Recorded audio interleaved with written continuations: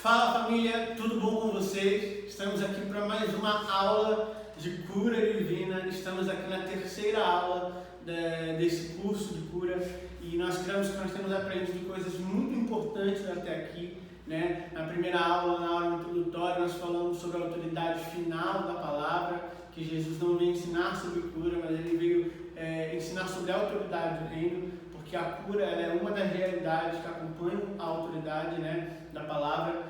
Na aula passada nós falamos, né, se a cura é a vontade de Deus para todos, nós podemos compreender que uma das principais razões para que as pessoas não vivam e andem à altura dessa realidade de cura divina é a incredulidade, né? Então muitas pessoas deixam de ser curadas pela falta de fé, e eu falei muito bem sobre isso com vocês na aula passada. Eu expliquei que a palavra diz em Romanos 10:17 que a fé vem pelo ouvir e o ouvir a palavra de Deus. Então, se eu não conheço a palavra, se eu não tenho um conhecimento da palavra, não tem como eu exercer fé na cura, não tem como eu exercer fé, né, para ser curado. Muitas pessoas não vivem isso por uma questão de ignorância. Oséias 4:6 fala que o povo padece por falta de conhecimento, e a ignorância aqui é exatamente a falta de conhecimento. Porém, antes mesmo de eu entrar na aula de hoje, eu senti a necessidade de falar com vocês a respeito de fé um pouquinho, né? Por conta da aula passada, talvez vocês que ouviram a palavra sobre incredulidade, né? Que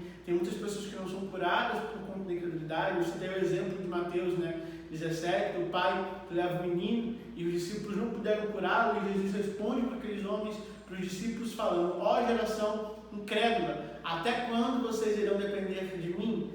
Então, naquele momento, Jesus demonstra que o fato do menino não ser curado foi por conta da incredulidade dos discípulos, né? E isso acontece muito hoje em dia, isso acontece muito nos nossos dias, e nós precisamos compreender a vontade de Deus em meio à cura, o que a palavra de Deus diz a respeito de cura. E é por isso que, para a gente falar disso, eu preciso ensinar para você a respeito de fé um pouquinho, porque quando a gente fala sobre os fundamentos da fé, a gente entende que a fé é como um músculo, né? Ela precisa ser exercitada. Muitas pessoas não conseguem exercer fé, primeiramente porque elas querem, por exemplo, geralmente quando eu digo que a fé é como um músculo, é porque, eu vou dar um exemplo para vocês.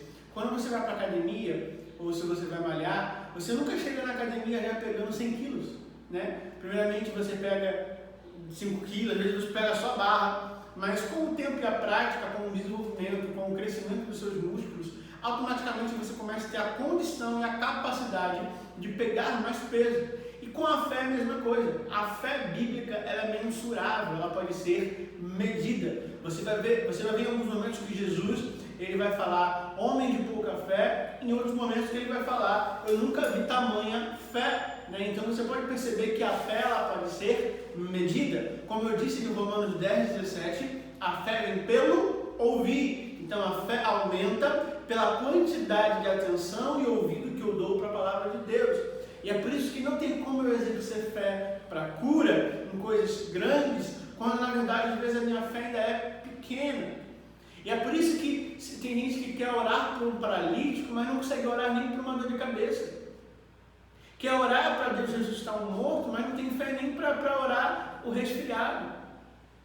Está entendendo que você precisa aprender a exercer fé, a pôr em prática a fé que você tem, nos mínimos detalhes, nas coisas pequenas, para que com a prática e o desenvolvimento você possa crescer. Então essa é a primeira coisa que eu e você precisamos entender sobre fé. É sobre isso que eu e você precisamos compreender para que a gente possa passar a exercer a fé que nós temos. Lá em Lucas, se não me engano, Lucas 18 ou 17, Jesus está falando sobre o perdão para os discípulos. E logo depois que os discípulos ouvem sobre o perdão, eles viram para Jesus e falam: mestre, aumenta a nossa fé, porque a gente não tem fé para isso, para perdoar da forma que você está falando. Aí Jesus fala: se vocês tiverem fé do tamanho do grão de mostarda, podemos fazer o que quiser. Por quê? Os discípulos pedem para aumentar a fé. Jesus está falando: vocês não precisam aumentar a fé, vocês precisam aprender a pôr em prática a fé que vocês já têm. Às vezes a gente fica pedindo para Deus: Deus me dá a fé, mas a gente não põe nem em prática a fé que a gente tem. A gente pede para Deus me dá mais amor, mas nem o amor que a gente tem a gente põe em prática. Então a gente precisa aprender a valorizar o pouco que nós temos, porque é através desse pouco que o muito vai vir.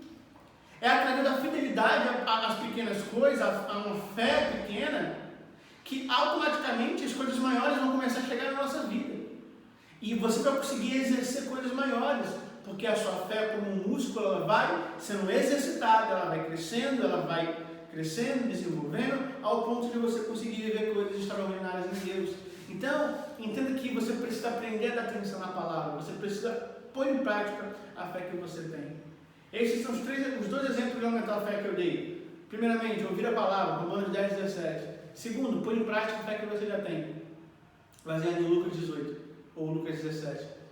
Ou o terceiro e último exemplo, Judas 1, 20.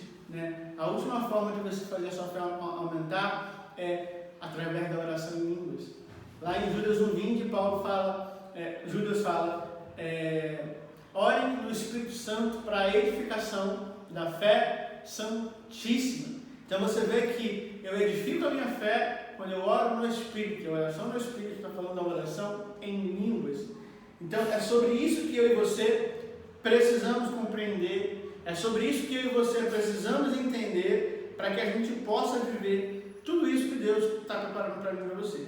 Então agora a gente pode avançar para a aula de hoje, porque a aula de hoje nós vamos falar, e já vamos começar com um tema bem interessante, porque hoje nós vamos falar um pouco sobre as vacas sagradas, né? Algumas crenças religiosas que nós crescemos ouvindo falar, né? Por conta de cultura, tradição da igreja, mas que não é bíblica, né? Porém, vamos começar aqui com uma pergunta, né? E é uma pergunta muito normal quando a gente fala sobre cura divina, que é a pergunta: por que Jesus curou, né? E eu quero poder responder para vocês essa pergunta. A primeira coisa que a gente precisa entender do porquê que Jesus curou é que Jesus não curou para provar que ele era Deus.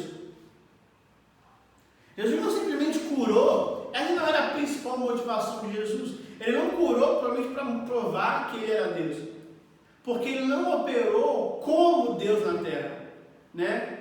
A Bíblia fala em Filipenses capítulo 2 que ele se esvaziou de si mesmo, né? E se colocou na condição de servo. Ele se esvaziou, ele não usurpou, não usou como usurpação ser igual a Deus. Então ele se esvaziou de si, né? E operou apenas com aquilo que estava disponível para o homem em um relacionamento correto com Deus. Então Jesus, ele veio mostrar para mim e para você que assim como ele conseguiu andar através de um relacionamento sincero e direto com Deus, ele fez com que ele andasse em autoridade divina, né? Em autoridade da palavra, baseado naquilo que Deus estava fazendo através de Jesus. Ele não usou como usurpação, ele se esvaziou, ele não curou para mostrar que era Deus, ele curou para mostrar que assim como ele andou na terra, nós também podemos andar. 1 João capítulo 4, versículo 17 fala que nós seremos na terra assim como ele foi. João 14, o próprio Cristo fala em que seu nome, nós, a igreja, aqueles que creem, iríamos fazer obras ainda maiores. Então Jesus desfrutou de uma vida de relacionamento com Deus, e essa vida de relacionamento fez com que ele andasse em realidades sobrenaturais, e essas realidades, essa autoridade era acompanhada pela cura, né? Era uma das manifestações que Jesus operava. Então se Jesus provou, né, como algumas pessoas falam, se Jesus provou que ele era Deus curando os enfermos, então os 12 e os 70 também eram Deus, porque eles também curaram enfermos. É para vocês verem que na verdade Jesus não estava operando como Deus na terra, ele estava mostrando que como homem, como o homem quando mantém uma vida de relacionamento com Deus, essas são as realidades que ele pode andar, essas são as coisas que ele pode manifestar de forma sobrenatural, baseado no poder de Deus. Jesus veio provar que eu e você, quando temos uma vida de comunhão e intimidade, nós podemos revelar a glória, a vontade, o caráter do Pai, nós podemos revelar o sobrenatural. Só basta nós vivermos uma vida diária de integridade, de relacionamento com Deus, para que aí sim nós possamos viver cada coisa de forma plena no nome de Jesus. O que Jesus nos garantiu é aquilo que Ele nos deu. 1 Coríntios 10, versículo 3, o apóstolo Paulo fala que Deus não nos dá além do que podemos suportar. Então tudo que Deus me deu, tudo que Deus te deu, É porque Ele sabe que você pode, porque Ele te garantiu para você. Ele garantiu isso para você. Ele disponibilizou isso para você. Nós precisamos somente crer nessa palavra, crer naquilo que a palavra diz. E é por isso que a nossa fé precisa ser exercitada com a palavra de Deus. Eu estou aqui ensinando porque muitas vezes a igreja, alguns líderes, alguns pastores, não ensinam, então as pessoas vivem numa realidade de miséria, vivem aceitando a doença, achando que essa é a vontade do Pai, mas eu já falei para vocês que a vontade de Deus está inclusa na criação, e na criação não tinha enfermidade, porque essa é a vontade soberana de Deus, que a gente viva em autoridade de cura.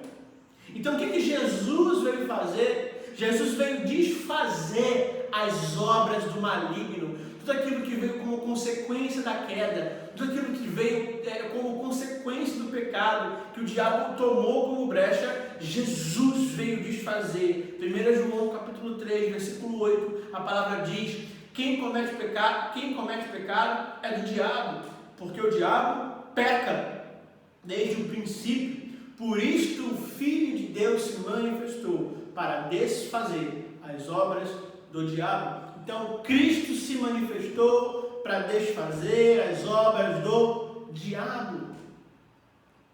Sabe, tudo aquilo que veio como consequência do pecado, tudo aquilo que veio por conta de Lúcifer, porque, como eu falei, o diabo pecou desde o princípio, ele é o pai da mentira, ele é o pai do pecado, né? Então, tudo aquilo que vem como consequência do pecado é por influência e por intermédio de Satanás.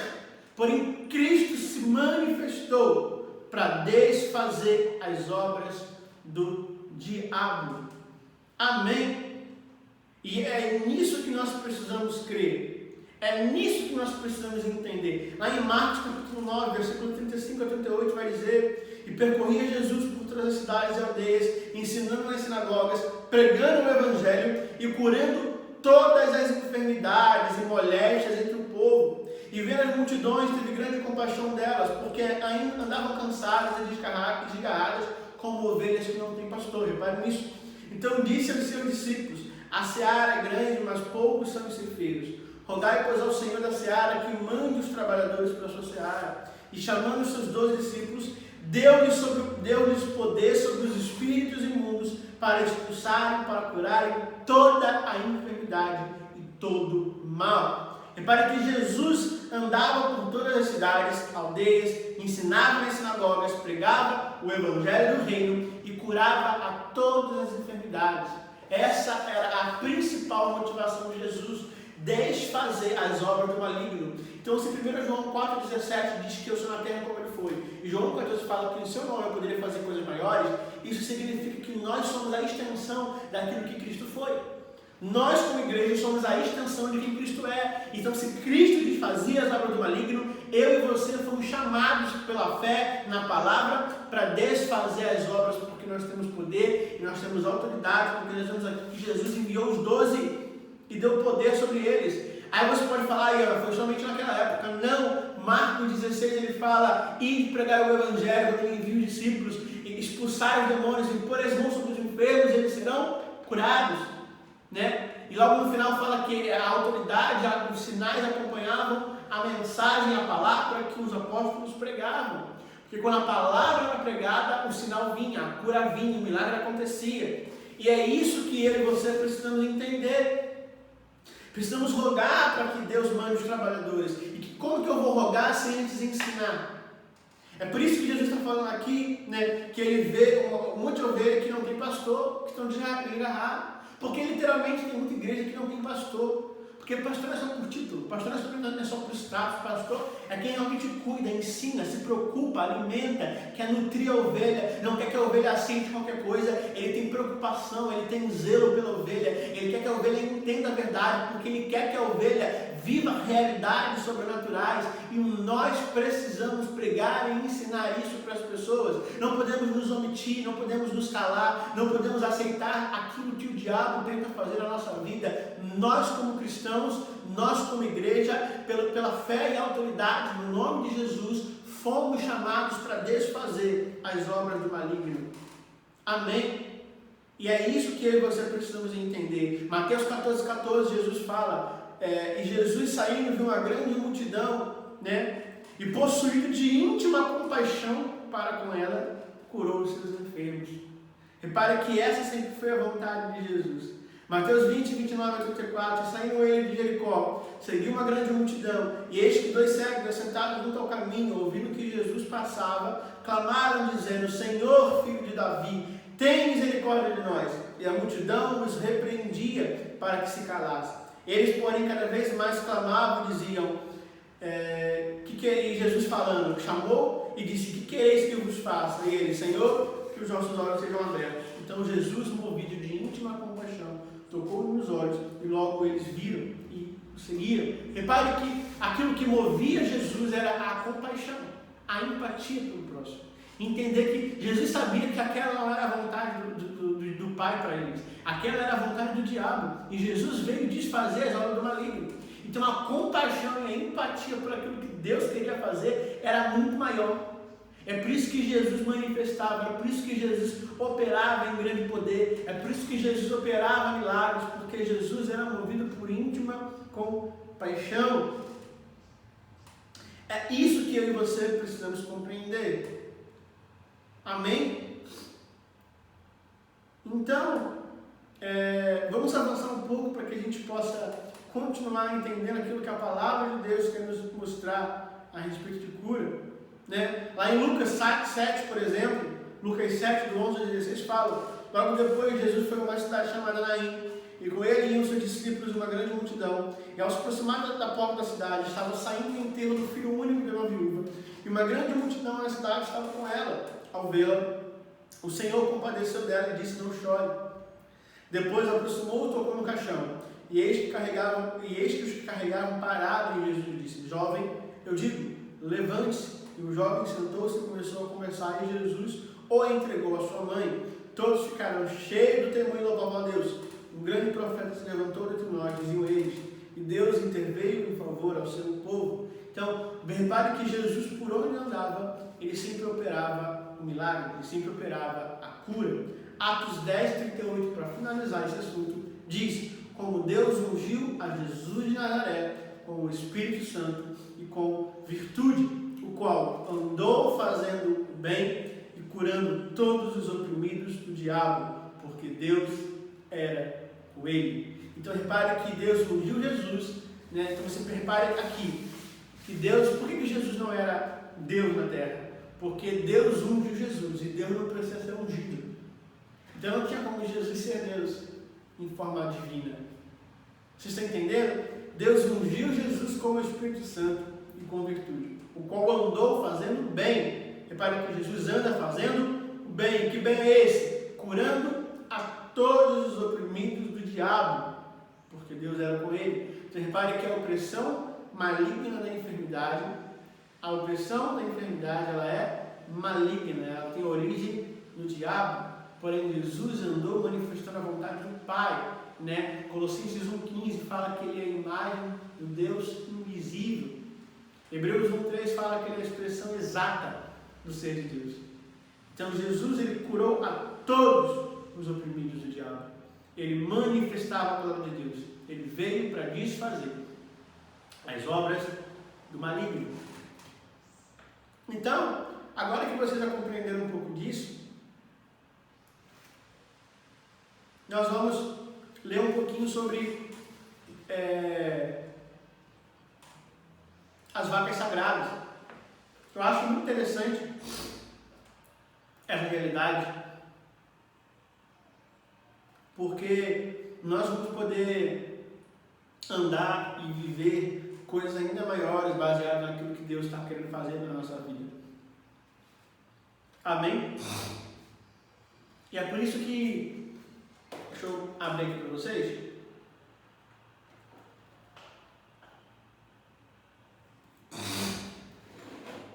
A definição de vaca sagrada. Antes da gente continuar e terminar a aula de hoje eu quero falar um pouco com vocês a respeito de vaca sagrada, né? E o que é, né, vaca sagrada? O que são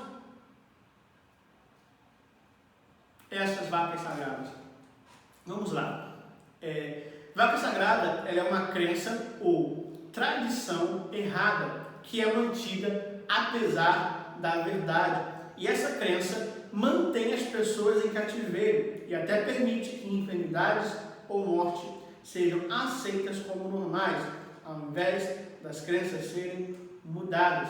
Então repare que a vaca sagrada, dentro de um termo teológico, ela é uma crença ou uma tradição errada, que ela é mantida apesar da verdade. Muitas pessoas são presas por crenças humanas, né? Lembra que eu falei na aula passada que uma das razões do fracasso da cura são as tradições humanas, né? Culturas que o homem inventou, que o homem estabeleceu e que por muitas vezes essa cultura não tem base bíblica, não tem base na palavra. E nós precisamos pegar a Bíblia e olhar à luz da Bíblia e entender aquilo que realmente a Bíblia está querendo nos ensinar. Primeiramente eu vou falar com vocês a respeito eu vou falar muito sobre duas, né? Eu acho que são duas. Primeiro eu vou falar sobre oração e jejum, né? É uma das vacas sagradas mais sérias que nós precisamos comentar aqui. E eu falei um pouquinho sobre isso na aula passada, mas eu quero poder especificar um pouco mais aqui agora com vocês, né? Lá em Mateus 17, capítulo 14, Mateus 17, do versículo 14 a 21, a Bíblia vai dizer assim: e quando chegaram à multidão, aproximou-se um homem, pondo-se de joelhos diante dele, e dizendo: Senhor, tem misericórdia do meu filho, que é lunático e sofre muito, pois muitas vezes cai no fogo e muitas vezes na água. E trouxe os seus discípulos e não puderam curá-lo. E Jesus respondendo: ó geração incrédula, até quando estarei convosco? Até quando vos sofrerei? Traga aqui o menino. E repreendeu Jesus o demônio que saiu dele. E desde aquela hora o menino sarou. Então os discípulos, aproximando-se de Jesus em particular, disseram: por que não podemos nós expulsá-lo? E Jesus lhes disse: por causa da vossa incredulidade. Porque em verdade vos digo que se tiverdes fé como um grão de mostarda, direi a este monte: passa daqui para colar, e há de passar, e nada vos será impossível. Mas esta espécie de demônios não se expulsa senão pela oração, pelo jejum. Tem muitas pessoas que acham que a causa da cura e a causa da expulsão de alguns demônios para que operem em libertação é orar e jejuar. Mas se você para ler bem aqui, o problema não é a oração e o jejum. Sabe por quê? Isso seria contraditório. Isso seria Jesus se contradizendo. Caraca, como assim? Porque aqui acontece em Mateus 17, sim.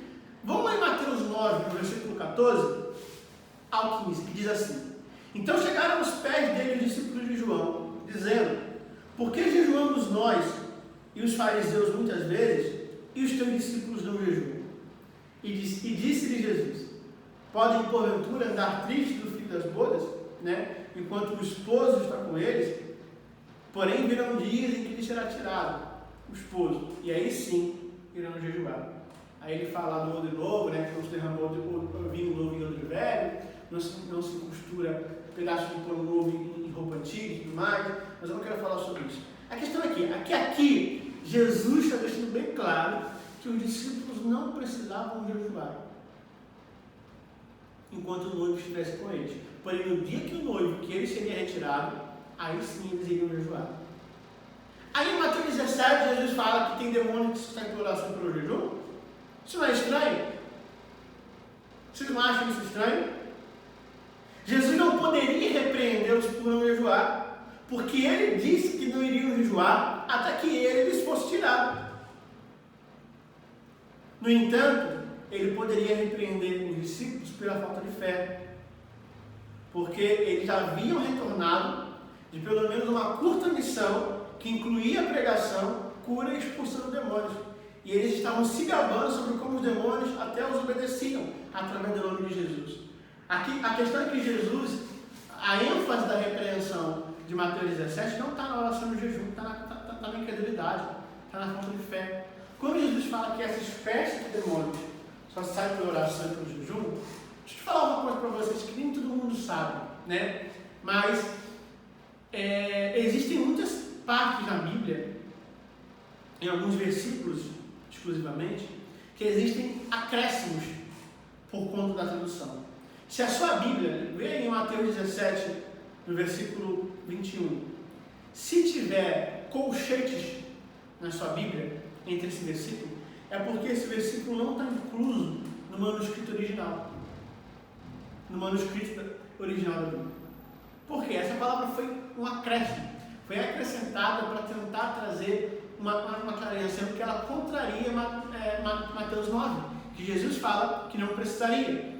Mateus 17 foi escrito baseado em Marcos 9, porque Marcos foi o primeiro evangelho a ser escrito. E lá em Marcos 9, quando fala dessa mesma passagem do menino endemoniado que os discípulos não puderam expulsar, a Bíblia fala que essa espécie de demônio só sai pela oração. A palavra jejum ali foi um acréscimo também. O certo é só a palavra oração. Por que só através da oração que os demônios e que a cura acontece? Porque é a oração que me aproxima de Deus. E quando eu me aproximo de Deus, quando eu vivo uma vida de relacionamento com o Pai, eu aprendo a conhecer quem Ele é. Eu aprendo através da palavra a exercer fé. E através disso, a minha fé é alimentada. Eu venço a incredulidade. E quando eu venço a incredulidade, eu aprendo a andar e a manifestar a cura. A andar em realidades sobrenaturais. Então Jesus não podia repreender eles por jejuar, porque o próprio Jesus falou que eles não precisavam jejuar. A questão é que, independente de estar aqui oração e jejum, o que ele está querendo dizer é o seguinte: orem, jejuem, para que vocês possam se aproximar de Deus, ter relacionamento com Deus, se aproximar da palavra, e aí sim, vocês vencerem a incredulidade, vencerem as suas dúvidas, para que vocês possam andar em posição de fé. É sobre isso que Jesus está falando. Sobre vencer a incredulidade, sobre vencer a dúvida, para andar em posição de fé, para andar em fé, para andar em vitória. Amém? É isso que nós precisamos compreender. É isso que eu e você precisamos ouvir. A oração e o jejum é o que um autor que eu gosto muito, que é o mentor do Luciano Subirá. Né? Eu esqueci o nome dele agora, mas ele tem um livro chamado Andar no Espírito e Andar no Poder, e nesse livro ele chama a oração e o jejum de poderes gêmeos, né? Quando você ora e jejua, você aprende a viver uma vida de relacionamento com Deus mais profunda, para que você possa manifestar coisas poderosas. E o que é o jejum na Bíblia? Jejum é mortificação da carne. Para que eu mortifico a minha carne? Para que eu possa me aproximar de Deus, para que eu possa renunciar às minhas vontades e me aproximar dele. Isaías 48 vai falar muito bem sobre isso. Quer dizer, Isaías 58. Lê lá depois. Então, nós precisamos entender isso. Essa é a primeira vaca sagrada. A segunda vaca sagrada que nós precisamos quebrar é sobre o espinho na carne de pau. E essa eu creio que é uma das principais e mais importantes que nós precisamos entender, né? Que é o espinho na carne de pau. Lá em 2 Coríntios 12, 7 e 9 fala: para impedir que eu me exaltasse por causa da grandeza das revelações, foi-me dado um espinho na carne, um mensageiro de Satanás para me atormentar. 3 vezes roguei ao Senhor que o tirasse de mim, mas ele me disse: minha graça te basta, porque o meu poder se aperfeiçoa na fraqueza. Portanto, me gloriarei ainda nas minhas fraquezas, porque o poder de Cristo repousa em mim. Tem muitas pessoas que usam essa expressão espinho na carne para falar que isso era uma enfermidade, que Paulo era enfermo, que Paulo tinha doença. E eu vou citar alguns exemplos para vocês aqui para mostrar como isso não era enfermidade. Porque a gente precisa entender que espinho na carne era uma palavra muito usada naquela época como uma figura de linguagem. Era uma palavra para ilustrar, não era uma palavra literal, né? Então a expressão espinho na carne, ela é usada no Antigo Testamento e no Novo Testamento como ilustração. Ela não é literal, ela é uma figura de linguagem. Ela nunca se referiu na Bíblia como sendo uma enfermidade. Para que eu possa compreender algumas palavras em alguns contextos, existe uma ferramenta hermenêutica que se chama primeira menção. Quando eu quero entender uma palavra, eu vou para a primeira vez que ela é mencionada de forma literal e a primeira vez que ela é mencionada de forma de figura de linguagem. A primeira vez que a palavra espinho aparece na Bíblia é em Gênesis 3, logo depois de forma literal. Logo depois que o homem peca, a Bíblia fala que das plantas, né, das flores, saem espinhos, ali espinho de forma literal. Agora o espinho de figura de linguagem, é a primeira vez que ele aparece na Bíblia em Números, no capítulo 33, no versículo 55, onde a palavra vai dizer: se contudo vocês não expulsarem os habitantes da terra, aqueles que vocês permitirem ficar, se tornarão farpas ou espinhos em seus olhos, e espinhos em suas costas, e eles lhe causarão problemas na terra que vocês irão morar. Números 33, 55. Então, o espinho nos olhos e o espinho nas costas, eram os habitantes de Canaã. Se refere aos inimigos que, se eles permitissem que eles ficassem ali, eles seriam espinhos na carne, porque eles iriam perseguir, eles iriam incomodar, eles seriam um problema. Então, espinho na carne na Bíblia é uma figura de linguagem que simboliza o inimigo, que simboliza aqueles que vão te perseguir. Outro exemplo é Josué 23, do 12 ao 13, que diz, se não o fizerem, se começarem a casar com gente das nações à sua volta, então poderão ter certeza de que o Senhor Deus nunca mais expulsará as nações da vossa terra, e pelo contrário, elas irão se tornar como armadilhas, espinhos na carne, grãos de terra nos olhos, e vocês acabarão por desaparecer desta terra. Então, assim como em Números 33, 55, aqui em Josué 23, 13, refere-se às nações pagãs de Canaã, os cananeus. Nesses dois casos, fica claro que os espinhos na carne eram pessoas, personalidades, eram os inimigos, eram os cananeus, eram o povo de Canaã, que se eles ficassem ali, eles seriam um incômodo para a nação de Israel. Quando Paulo fala que foi me dado um espinho na carne, ele não está falando de uma enfermidade, ele está falando que esse espinho na carne eram pessoas que estavam perseguindo ele por causa do Evangelho. Não é à toa que depois ele vai falar que ele foi enviado um mensageiro de Satanás. A palavra mensageiro ali é a palavra angelos, no grego, que significa literalmente uma pessoa, um mensageiro, alguém enviado do diabo, alguém endemoniado, que foi lançado para esbofetear Paulo. Aí eu te pergunto, se você lê Atos, você vê que Paulo foi açoitado muitas vezes, Paulo apanhou muitas vezes, Paulo foi preso por causa da palavra, por causa do Evangelho, morreu por causa dessa palavra. É sobre isso que Paulo está falando. Ele foi perseguido por aquilo que ele acreditava. Ele foi perseguido por aquilo que ele vivia, por aquilo que ele pregava. Vocês estão conseguindo entender que espinho na carne está falando de perseguição? Espinho na carne está falando de pessoas que se tornam incômodas. Aí você me pergunta, por que o espinho foi enviado a Paulo? Essa resposta é tão clara e simples quanto a outra que eu acabei de responder para vocês, o que é o espinho na carne. Porque a Bíblia fala no versículo 7 que era para que ele não se exaltasse pela excelência das revelações.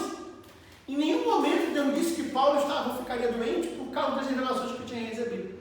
Em nenhum momento Paulo falou que ele ficaria doente por causa da revelação. Não é. Deixa eu te falar uma coisa. Uma vida de revelação, uma vida de intimidade, uma vida de poder, vai fazer com que as pessoas te persigam. Vai fazer com que os religiosos, com que aqueles que não acreditam, com que aqueles que vivem na mentira, persigam você. Porque a Bíblia te garante, Jesus em João 15, 21, ele falou, tratarão assim vocês por causa do meu nome, pois não conhecem aquele que me enviou. Jesus garante que nós seríamos perseguidos por causa do nome dele. Então, em nenhum momento Deus disse que Paulo ficaria doente por causa das revelações que ele tinha recebido. Se algum irmão hoje crê e concorda que o espinho na carne seja uma enfermidade imposta por Deus, ele não tem base bíblica para falar isso. Então, se alguém acha que o espinho na carne é uma enfermidade, que Deus deu, e quando Paulo ora 3 vezes para tirar, o que Deus fala? A minha graça te basta, porque o meu poder se aperfeiçoa nessa fraqueza. Ou seja, era como se tivesse que Deus não queria curar Paulo. Sendo que por que Deus não tirou o espinho na carne? Porque Deus prometeu perseguição. Jesus fala que no meu nome vocês seriam perseguidos. Por isso que Deus fala, Paulo, a minha graça te basta. Ou seja, no meio da perseguição, eu vou ser suficiente para você, eu vou te proteger, eu vou cuidar de você. Você vai ter em mim, eu vou ser sua força, eu vou ser sua fortaleza no meio da angústia. Eu não vou tirar a perseguição, porque a perseguição você vai passar por causa do meu nome, mas fique tranquilo, a minha graça vai com você. Eu vou te fazer perseverar, eu vou te dar capacidade, eu vou te dar poder, eu vou te dar força. Então, se alguém hoje em dia acha que enfermidade, que espinho na carne é enfermidade, essa pessoa não pode reclamar e orar para tentar tirar o espinho, né? Porque ela estaria contrariando a vontade de Deus para a sua vida. Então seria necessário também parar de ir ao médico para tentar a cura. Porque a graça de Deus libertaria, né? Se você crê que doença vem de Deus, para de tomar remédio, porque senão você está contrariando a vontade de Deus. Vê se isso não faz sentido. Está entendendo? Mas essa não é a vontade de Deus. Espinho na carne não é enfermidade, espinho na carne é perseguição. E Jesus prometeu que nós iríamos passar perseguição. E mais, sabe? E mais, a Bíblia fala que foi por causa das revelações que as perseguições vieram. Ou seja, você precisaria estar recebendo muitas revelações para justificar o seu espinho. Pois esse era o motivo específico do espinho de Paulo. Para o Senhor aperfeiçoá-lo na fraqueza, do qual o contexto se refere, ficando bem claro que não se trata de enfermidade, mas de tudo que ele teve que passar por amor a Cristo. Tem muita pessoa que então, se você está falando aqui que para justificar o seu espinho, que é enfermidade, deixa eu te falar, você tem que viver uma vida de revelação. Porque o espinho vem por causa das revelações. A gente que nem revelação tem, está falando que tem espinho. Nem ora, não busca, não faz nada, está falando que tem espinho, não tem nada. Para de viver o que a Bíblia não diz. Para de se sujeitar ao que o homem falou para você. Para de se sujeitar às mentiras do diabo. Crê na palavra, ouve a palavra, lê a palavra. Ela é o suficiente para mim e para você. Outra questão, Paulo era cego, né? Porque lá em Gálatas 6,11 ele fala da letra grande de Paulo, né? Que ele fala, veja com que grandes letras vos escrevi por minha mão, né? Então Paulo era cego, muitas pessoas falam sobre isso, né? Aprendemos que Paulo era cego a ponto de que ele precisava escrever letras grandes para enxergar, né? Mas a gente não considera, mas vamos considerar alguns fatos, né? A palavra letra que Paulo vai empregar aqui, ela é traduzida na mesma palavra grega que é usada em 2 Coríntios 3,6, falando que a letra mata, mas o espírito vivifica. Isso certamente não se refere a uma letra do alfabeto. Temos que a letra aqui é a lei, né? Aquilo que está escrito na lei. Não está falando de uma letra do alfabeto, não está falando disso, né? Então a palavra grande, usada para definir a letra de Paulo aqui, que o próprio Paulo escreve, ela é traduzida de uma palavra grega que significa uma forma quantitativa, como a palavra quanto e não grande. Está falando de uma forma quantitativa e não de algo grande. Vocês estão entendendo? Está falando de quantidade. Ou seja, a palavra grande, traduzida do grego, não é a mesma que se usa para exprimir tamanho. Por exemplo, em Lucas 22,12, né, ao falar de um grande cenáculo, não está falando de algo que é imenso, está falando de quantidade. A palavra grande no grego aqui, de letras grandes, são letras quantitativas, são quantidade de letras. Vocês estão conseguindo entender? Então a carta de Paulo, ela era grande em quantidade. Uma letra do alfabeto pode ser grande em tamanho, mas não em quantidade. A letra do alfabeto, você pode escrever ela grande, mas não quer dizer que ela é quantitativa. Não, quando Paulo escreve aqui, que ele fala de letras grandes em Gálatas 6,1, ele está falando de letras quantitativas, de ser quantidade da escrita, né? De ser uma carta grande, de ser uma carta longa. Então, sem dúvida, Paulo fala sobre a sua epístola ser grande em quantidade, simplesmente porque não era seu costume escrever com sua mão. Porque não sei se você sabe, mas a maioria das cartas que Paulo escreve foi por Lucas que redigia as cartas. Paulo falava e Lucas ia escrevendo. Mas algumas cartas que Paulo escreveu foram grandes, né? Então aqui está falando de Gálatas para os Gálatas, que com grandes letras escrevidas, ou seja, as minhas palavras foram longas, né? Eu falei muito. E é sobre isso que Paulo está falando. Então eu quero poder quebrar para vocês entender isso. E hoje nós podemos compreender que a vontade de Deus é a cura, que Jesus curou para manifestar aquilo que eu e você podemos manifestar. Então, quebrando essas vacas sagradas, nós podemos viver, né, e crer mais que essa é a vontade de Deus. E não ficar se aceitando como se Deus fosse querer que a gente vivesse enfermidade. Já 1,17 fala que tudo que vem do alto é bom e perfeito. perfeito. Do alto não vem coisas ruins. Do alto não vem enfermidade. Do alto não vem doença. Do alto não vem miséria. Do alto não vem morte. Do alto vem aquilo que Deus preparou para a gente. E é isso que nós precisamos entender. É que através desse ensino, dessa aula, dessa penúltima aula, porque na semana que vem entraremos na nossa última aula falando sobre a vontade soberana de Deus na cura divina. Né? Hoje entendemos o porquê Jesus curou, para manifestar que aquilo que Ele fez, nós podemos fazer. Então que Deus te abençoe, que você fique na paz. Até a próxima aula. Se cuida. Tchau. Fica com Deus.